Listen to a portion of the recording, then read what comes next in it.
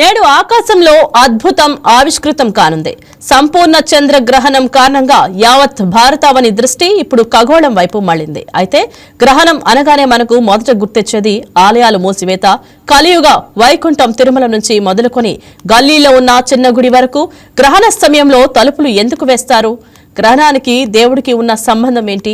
ఇది కేవలం నమ్మకమా లేక దీని వెనుక ఏదైనా బలమైన శాస్త్రీయ కారణం దాగి ఉందా అనే దానిపై ఆలయ అర్చకులతో మరిన్ని విషయాలు మా స్పెషల్ కరెస్పాండెంట్ మురళీకృష్ణ అందిస్తారు. పూర్ణ చంద్రగ్రహణానికి సంబంధించి ఎట్లాంటి నియమాలు పాటించాలి, అసలు చంద్రగ్రహణం ఏ సమయానికి ప్రారంభమవుతుంది, ఏ సమయానికి పూర్తవుతుంది, ఈ సమయంలో ఆలయాలు మూసివేత గల కారణాలు ఏంటి అన్న అంశాలను ప్రస్తుతం మనతో పాటు తెలపడానికి కర్నూలు పట్టణంలోని సత్యనారాయణ స్వామి ఆలయానికి చెందినటువంటి కొంతమంది ఆలయ అర్చకులు మనతో పాటు ఉన్నారు. మరిన్ని విషయాలు అడిగి తెలుసుకునే ప్రయత్నం చేద్దాం. స్వామి నమస్కారం. స్వామి, రేపు సంపూర్ణ చంద్రగ్రహణం ఏ సమయానికి ప్రారంభమవుతుంది, ఏ సమయానికి పూర్తవుతుంది, ఈ సమయంలో ఆలయాలు మూసివేస్తారు కదా, దానికి ప్రధాన కారణం? విశ్వావసునామ సంవత్సర పాల్గొన శుద్ధ పౌర్ణిమ మంగళవారం అంటే రేపు 3వ తేదీ 3 మార్చి నెల 2026 సంవత్సరము సంపూర్ణ చంద్రగ్రహణం ఏర్పడుతుంది. అది గ్రహణం మధ్యాహ్నం 3:21 మొదలవుతుంది. అంటే 3:21 నుంచి సాయంకాలం 6:49 వరకు ఉంటుంది.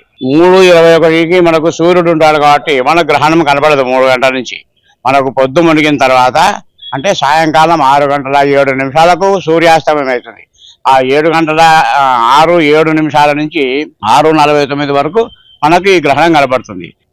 దేవాలయాలు ఎందుకు బంద్ చేయాలి గ్రహణ సమయంలో అంటే, ఇది సూర్యుడు చంద్రుడు ప్రపంచానికంతా వాళ్ళు దేవతలు. వాళ్ళకు గ్రహణం పట్టినంతే దేవాలయాలకు అన్నిటికీ ఆశోచం ఉంటుంది అనమాట. ఆశోచ సమయంలో దేవాలయాలు దేవుణ్ణి ముట్టుకోవడము, దేవాలయంలో దేవునికి పూజ చేయడము ఇట్లాంటివన్నీ నిషేధించబడినాయి పూర్వం ఋషుల చేత. తర్వాత గర్భిణీ స్త్రీలు పొద్దు మునిగినప్పటి నుంచి రాత్రి 7 గంటల వరకు ఆ గ్రహణం యొక్క ప్రభావం ఉంటుంది కాబట్టి ఆ సమయంలో కదలకుండా ఇంట్లో పండుకొని తర్వాత 7 తర్వాత ఇంట్లోనే వాళ్ళ పనులు వాళ్ళు చేసుకోవచ్చు. ఏం భయపడాల్సిన పని లేదు. రేపు గ్రహణం మనకు ఒక 50 నిమిషాలు కనబడుతుంది అంతే. భారతదేశం అంతా ఈ గ్రహణం కనబడుతుంది కాబట్టి అందరూ ఖచ్చితంగా పాటించాల్సిందే. ఉదయం 10 లోపల భోజనాలన్నీ ముగించుకోవాలా.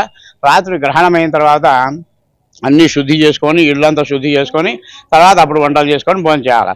ఇది గ్రహణం యొక్క ప్రభావం ఈ విధంగా ఉంటుంది. అదేవిధంగా స్వామికి నిత్య పూజలు జరిగే ప్రదేశాలు ఉంటే తర్వాత ఎవరైనా సరే భక్తులు ఇంట్లో స్వామికి విగ్రహాలకు కావచ్చు, చిత్రపటాలకు కావచ్చు పూజలు నిర్వహించుకోవాలంటే రేపు ఏ సమయంలో పూజలు చేసుకోవచ్చు, ఏ సమయంలో వాళ్ళు ఈ గ్రహణం ఉంటుంది కదా ఆ నియమాలు పాటించాలి? రేపు ఉదయం 10 గంటల లోపల ఇండ్లలో కానీ దేవాలయాల్లో కానీ పూజలు ముగించుకొని దేవాలయాన్ని బంద్ చేయాలి. 10 గంటల లోపల భోజనం చేయాలి. లేదా 10 దాటితే ఆ రోజంతా ఉపవాసం ఉండి రాత్రి గ్రహణం వదిలిన తర్వాత ఇళ్ళంతా శుద్ధి చేసుకొని అప్పుడు వంటలు చేసుకొని భోజనం చేయాలి. సూర్యగ్రహణానికి 6 గంటల ముందు, చంద్రగ్రహణానికి 12 గంటల ముందు ఈ గ్రహణం యొక్క వేదం ఉంటుంది కాబట్టి 12 గంటల ముందు నుంచే ఏం తినకుండా ఉండాలి.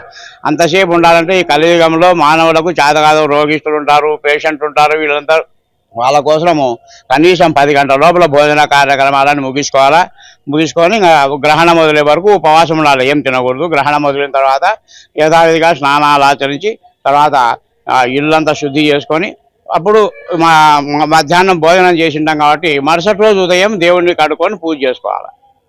చూస్తున్నారు కదా, ఇదైతే రేపు సంపూర్ణ చంద్రగ్రహణం సందర్భంగా ఎలాంటి అపోహలు నమ్మకండి.